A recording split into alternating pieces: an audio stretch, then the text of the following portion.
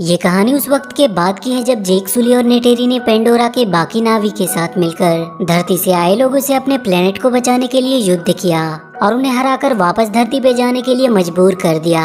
वहाँ पे सिर्फ वही लोग रहे जो उस प्लेनेट को बर्बाद नहीं होने देना चाहते थे। जेक को उसके साथी डॉक्टर ग्रेस के अवतार से पैदा हुई एक बच्ची भी मिली जिसका नाम उसने किटी रखा और उसने अपने पहले बेटे का नाम नेटेम रखा। वहाँ के सभी लोगों का मानना होता है कि हमारी जिंदगी यहाँ की देवी एवा की देन है और हमारी हर सांस इनके लिए समर्पित होनी चाहिए। इसी तरह जेक नेटेरी के साथ खुशी से अपनी जिंदगी जीने लगा। अब उसके टोटल 4 बच्चे हो चुके थे। धरती के लोगों के वहाँ से चले जाने के बाद उन्हें वहाँ पर कर्नल का बेटा मिला जो काफी छोटा था और क्योंकि कर्नल अब मारा जा चुका था इसीलिए उन्होंने उस बच्चे को अपने साथ ही रखकर उसकी देखभाल की और उसका नाम उन्होंने स्पाइडर रखा। वो भी जेक के बच्चों के साथ ही खेला करता था और उन्हीं को वो अपना परिवार मानता था। लेकिन नेटेरी के लिए अब भी वो एक एलियन ही था जो कि उसके बाकी के बच्चों से हमेशा अलग ही रहेगा।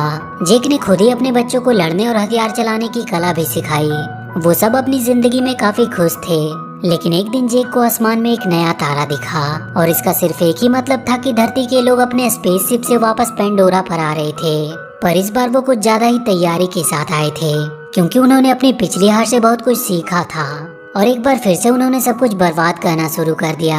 और इसके बाद हम वहाँ के लैब में एक अवतार को जागते हुए देखते हैं और ये अवतार किसी और का नहीं बल्कि उसी कर्नल का होता है जिसे नेटेरी ने इसके पहले वाले पार्ट में मार डाला था।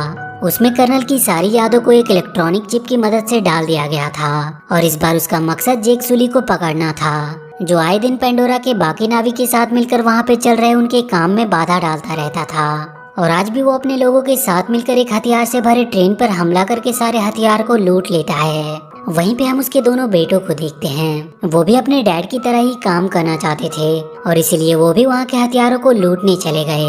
पर उसी दौरान वहाँ पर हुए एक हवाई हमले में नेटेम घायल हो गया लेकिन खुशकिस्मती से उसे कुछ हुआ नहीं और जेक उसे बचाकर घर ले आया।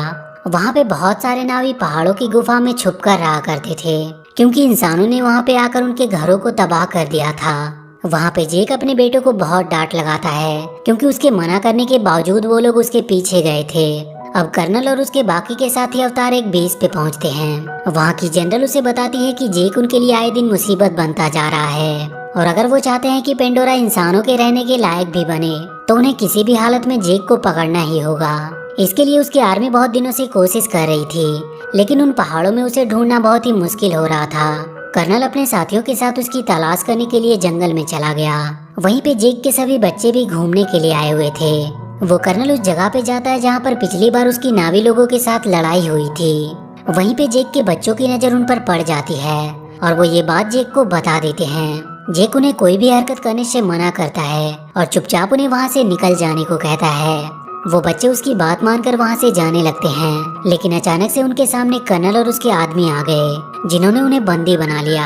कर्नल स्पाइडर को देखकर पहचान लेता है कि वो उसी का बेटा है। वो उन सबको अपने साथ ले जाने की तैयारी करने लगे लेकिन तब तक वहाँ पर जेक और नेटेरी भी पहुँच चुके थे और वो दोनों छुपकर अपने हथियारों से उन पर हमला कर देते हैं और वो किसी तरह उन बच्चों को वहाँ से भगाने में कामयाब रहते हैं। लेकिन इन सब में स्पाइडर पकड़ा जाता है और कर्नल उसे उठाकर अपने साथ ही ले जाता है। जेक अब अपनी फैमिली की सेफ्टी के लिए उन्हें कहीं दूर ले जाना चाह रहा था क्योंकि अब स्पाइडर पकड़ा जा चुका था और उसे डर था कि कहीं वो उन्हें उनका पता ना बता दे जिससे उसकी वजह से उसके बाकी के सारे लोग भी मारे जा सकते थे।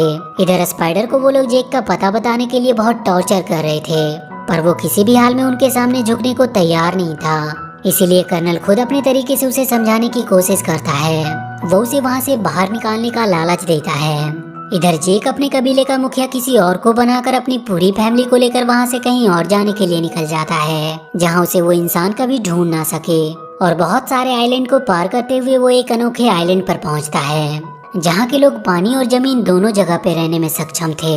वहाँ के सारे लोग उन्हें देखकर वहाँ पे इकट्ठा हो जाते हैं। वो अपने से अलग लोग को देखकर थोड़ा हैरान भी थे और थोड़ी ही देर में वहाँ पर उनका मुखिया भी आ जाता है। जेक उनसे आग्रह करता है कि वो उसकी फैमिली को वहाँ पर रहने की इजाजत दे दे पर वहाँ का मुखिया उससे कहता है कि वो लोग पानी में रहने वाले हैं और वो लोग उनके साथ रह नहीं पाएंगे। लेकिन जेक का मानना था कि वो लोग बहुत जल्द उनके तौर तरीके सीख जाएंगे और बहुत जल्द वो अपने आप को इस काबिल बना लेंगे कि वो वहाँ पे आराम से रह सके। मुखिया उसकी बातों को मान लेता है और उन्हें वहाँ रहने की इजाजत दे देता है। वो अपने बेटे और बेटी को ये जिम्मेदारी सौंपता है कि वो उन्हें यहाँ पर रहने के तरीके सिखाए। और उसी दिन से वो लोग उनके साथ पानी के अंदर रहने और वहाँ के क्रिएचर की सवारी करने की ट्रेनिंग शुरू कर देते हैं। सभी को शुरू में बहुत दिक्कत हो रही थी ज्यादा देर तक पानी के अंदर रहने में, लेकिन किटी पानी के अंदर बहुत ही आराम से रहना सीख गई थी। जेक भी वहाँ के मुखिया के साथ उन पानी में रहने वाले क्रिएचर की सवारी करने की ट्रेनिंग कर रहा था, पर उसे भी स्टार्टिंग में काफी दिक्कत हो रही थी। इधर कर्नल स्पाइडर को लेकर अपने लिए एक इकरान चुनने आया था ताकि वो पूरी तरह से एक नावी बन जाए, और बहुत ही जल्द वो एक इकरान को अपने लिए चुन लेता है। जेक के बच्चे भी धीरे धीरे सब कुछ वहाँ पर सीखने लगे थे। एक दिन मुखिया का बेटा और उसके दोस्त किटी की हरकतों का मजाक उड़ाते हैं, जिसकी वजह से उनकी किटी के भाई नेटेम और रॉक से लड़ाई हो जाती है। बाद में जेक अपने बेटे को समझाता है कि उन्हें वहाँ पर रहना है और इसीलिए वो सबसे दोस्ती बनाकर रखे। अगले दिन रॉक्स जाकर मुखिया के बेटे से माफी मांगता है और उसकी तरफ दोस्ती का हाथ बढ़ाता है, पर वो उसका दोस्त बनने का नाटक करते हुए उसे लेकर वो एक जगह पे आता है और उससे कहता है कि यहाँ पे वो लोग शिकार करते हैं। और जब रॉक्स वहाँ पे शिकार करने जाता है तो वो सब उसे अकेला छोड़कर वहाँ से चले जाते हैं। जैसे ही रॉक्स ने अपने तीर से वहाँ की एक मछली को मारा, वो देखता है कि वो वहाँ पर अकेला है और सभी लोग उसे छोड़कर जा चुके हैं। और तभी एक बड़ी सी मछली उसके ऊपर हमला करती है। वो अपनी जान बचाने के लिए वहाँ से भागने लगा और अपने आप को एक पत्थर के बीच में छुपा लिया, लेकिन अब उसकी सांसें खत्म हो रही थी, इसीलिए वो वहाँ से बाहर आने लगता है। लेकिन वो मछली एक बार फिर से उसके ऊपर झपटती है और वो जैसे ही उसे मारने वाली थी कि तभी एक बहुत ही बड़ी सी वेल आकर उस मछली को मार देती है। लेकिन रॉक्स की सांसें अब खत्म हो रही थी और वो डूबने लगता है। थोड़ी देर बाद जब उसकी आंखें खुली तो वो अपने आप को उसी वेल के ऊपर पाया। वो उस वेल का शुक्रिया कर रहा था कि उसने उसकी जान बचाई। तभी वो देखता है कि उस वेल के फिन में एक लोहे की हुक फंसी हुई है और वो जाकर उस हुक को वहाँ से निकाल देता है। और अब ऐसा लग रहा था कि वो वेल उसे अपना दोस्त मानने लगा है। वो उसे लेकर उस आइलैंड पर पहुँचा देता है जहाँ पे सभी लोग रॉक्स को काफी देर से ढूंढ रहे थे। मुखिया अपने बेटे की गलती की सजा देने की बात करता है, लेकिन रॉक्स कहता है कि इसमें सारी गलती उसकी खुद की है। इस बात से अब वो लड़का भी उसका सच में दोस्त बन जाता है। अगले दिन रॉक्स सबको बताता है कि एक वेल ने उसकी जान बचाई, जिसका ऊपर का एक फिन कटा हुआ था। मुखिया की बेटी उसे तुरंत पहचान जाती है और वो बताती है कि उसे टुकून कहा जाता है, लेकिन जिसे उसने देखा उसका नाम पायाकन है, जिसे सबसे अलग और अकेला कर दिया गया क्योंकि लोगों का कहना था कि वो एक हत्यारा है जिसने कई सारे नावी को मारा था। लेकिन रॉक्स ये बात मानने को तैयार नहीं था क्योंकि उसने उसकी जान बचाई थी। वो वहाँ से सीधा पाइकन से मिलने गया और उससे पूछने लगा कि उसे सबसे अलग क्यों कर दिया गया। वो पाइकन उसे लेकर समुद्र की गहराइयों में चला गया। इधर कर्नल अपने साथियों के साथ जेक की खोज में था।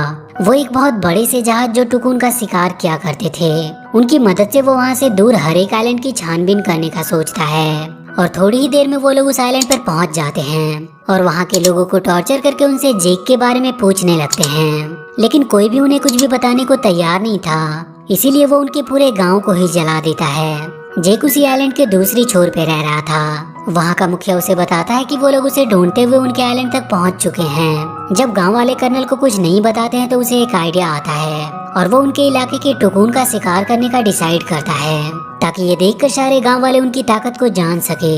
इधर रॉक्स पाइकन के साथ बॉन्ड बनाकर उसके बारे में जानता है कि उसे सबसे अलग क्यों किया गया। रॉक्स उसमें देख पाता है कि कैसे हंटर्स ने उन पर हमला किया था, जिसमें कई नावी और टुकुन मारे गए, लेकिन सबने उसे ही किलर समझा। इधर वो हंटर अपने आधुनिक मशीनों का इस्तेमाल करके बड़े से टुकुन को बड़े ही आसानी से मार गिराते हैं और उसे मारकर उसके अंदर से वो कोई फ्लूइड बाहर निकालते हैं, जिसके इस्तेमाल करने से इंसान की उम्र बढ़ती नहीं थी और इसीलिए वो काफी महंगा भी बिकता था। वो लोग उस टुकुन की लाश को उस आइलैंड के पास फेंक देते हैं, जिसे देखकर वहाँ के लोग काफी ज्यादा दुखी हुए क्योंकि वहाँ के रहने वाले सारे जानवर उनके परिवार के एक हिस्से की तरह ही थे। वो सब गुस्से में अब उन इंसानों से लड़ने का डिसाइड करते हैं, लेकिन जेक उन सबको समझाता है कि वो उनसे लड़कर जीत नहीं सकते क्योंकि उनके पास उनसे कई गुना ज्यादा आधुनिक हथियार हैं। वहीं रॉक्स को पाइकन की चिंता हो रही थी, इसीलिए वो उससे मिलने के लिए जाने लगा, लेकिन उसके भाई बहन उसे कहीं भी जाने से मना कर रहे थे और वो सब उसे रोकने के लिए उसके पीछे जाने लगे। वहीं वो देखते हैं कि पाइकन को एक तीर लगी हुई है और वो सब जल्दी से उस तीर को बाहर निकालने की कोशिश करने लगते हैं और तभी वो देखते हैं कि हंटर्स की शिप बहुत तेजी से उनकी तरफ आ रही है। रॉक्स जल्दी से सारी बातें अपने डैड जेक को बताता है और जेक सभी को लेकर उनकी ओर निकल पड़ता है। वो लोग बहुत ही मुश्किल से पाइकन के शरीर से उस तीर को बाहर निकाल पाते हैं, लेकिन अब वो हंटर उन सब के पीछे पड़ गए थे क्योंकि वो कर्नल उन्हें पकड़कर जेक तक पहुंच सकता था। वो सब भागने की बहुत कोशिश करते हैं, लेकिन आखिरकार वो उनके जाल में पकड़े जाते हैं। कर्नल उन्हें अपने इक्रान से उठाकर उस शिप पर ले आता है और उन सबको कैद करके वो जेक को अपने पास बुलाता है। जेक अकेला ही उसकी तरफ बढ़ने लगा क्योंकि उसने उसे अकेला ही आने को कहा था, पर तभी अचानक से पाइकन उस शिप पर हमला कर देता है और वहाँ पे चारों तरफ तोड़ फोड़ मचा देता है। ये देखकर जेक और उसकी सेना को भी हमला करने का मौका मिल जाता है और वो सब उन पर टूट पड़ते हैं। नेटेरी भी अपनी इक्रान पर बैठकर अब हमला कर रही थी। उन सारे बच्चों को भी कैद से छुड़ा लिया जाता है, लेकिन इस बार वो किटी को पकड़ लेते हैं और वो शिप भी अब टूट रही थी और किसी भी वक्त वो डूबने वाला था। उसी लड़ाई में भागने के दौरान जेक के बड़े बेटे नेटेन को गोली लग जाती है और इस वजह से उसकी मौत हो जाती है। इधर जेक की बेटी किटी अभी भी कर्नल के कब्जे में थी। जेक और नेटेरी अब पूरे गुस्से में उसे मारने के लिए निकल पड़ते हैं और वहाँ शिप पे पहुँचते ही वो दोनों घायल शेर की तरह उन सब पर टूट पड़ते हैं और वो उन्हें बहुत ही बुरी मौत मारते हैं। लेकिन वो कर्नल किटी को चाकू की नोक पे रखकर जेक से उसका हथियार फेंकने को कहता है, लेकिन तभी नेटेरी स्पाइडर को पकड़कर उसे मारने की धमकी देती है, जिससे डरकर कर्नल किटी को छोड़ देता है। जेक सबको वहाँ से जाने का बोलकर खुद कर्नल से लड़ने लगता है, लेकिन अब वो शिप पूरी तरह से पलटने वाली थी, जिसकी वजह से वो सब शिप के अंदर ही फंसने लगते हैं। जेक आखिरकार किसी तरह कर्नल को मारकर वहीं पानी के अंदर फेंक देता है, लेकिन अब उसकी भी सांसें खत्म हो रही थी और उसे वहाँ से बाहर निकलने का कोई रास्ता भी नहीं मिल रहा था। इधर नेटेरी भी अपनी सबसे छोटी बेटी के साथ उसी शिप में फंसी हुई थी क्योंकि उसे भी कहीं बाहर जाने का रास्ता दिखाई नहीं दे रहा था। तभी नेटेरी के पास किटी आती है जो उसे सही रास्ता दिखाकर बाहर ले आती है और जेक को उसका बेटा रॉक्स बाहर निकाल लाया। और उसी दौरान स्पाइडर को कर्नल मिलता है, जिसे वो ना चाहते हुए भी बचाकर बाहर ले आता है। वो कर्नल स्पाइडर को अपने साथ ही चलने को कहता है, लेकिन स्पाइडर उसके साथ जाने से मना कर देता है। वहीं मूवी के अंत में जेक के बेटे नेटिम को उनकी देवी एवा को सौंप दिया जाता है और इसी के साथ ये मूवी यहीं पर खत्म हो जाती है। तो वीडियो अगर अच्छी लगी हो तो please do like and share this video and please subscribe to my channel and press that bell icon.